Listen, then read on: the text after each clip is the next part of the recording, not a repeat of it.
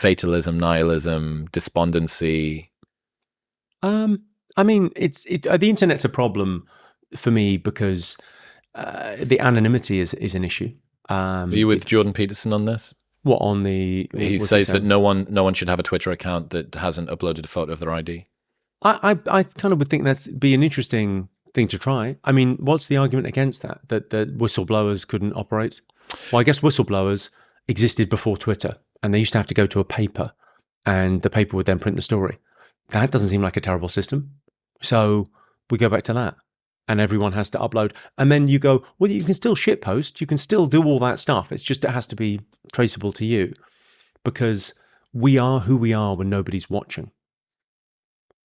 If you want to know who you really are, be on your own. Go somewhere on your own, on holiday or whatever, and that's who you are. If you're driving along and you throw the soda can out of the window of the car, that's who you really are.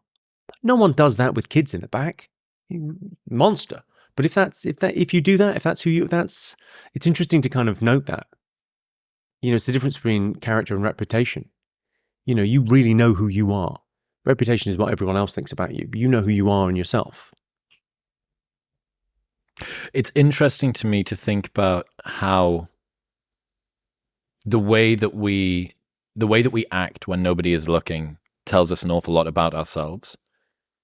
It's that adage about listen to how he talks about his mother and how he treats the serving staff at the restaurants when you're on dates. It's like a good litmus test for the guy that you're dating. Because that shows kind of when the stakes are incredibly low, how do you show up as a person? But yeah, go back to the cynicism angle. What do you think's going on? I don't know. I mean, I suppose it's easy. It's easy to be kind of cynical about stuff. It's also, do people not feel like they don't have agency? If as we learn more about what's going on in the world, you're surrounded by news stories that you can do nothing about. COVID was very interesting for that because it actually affected us. But normally you're reading about an earthquake happening and you go, well, what can I do? What difference does it make?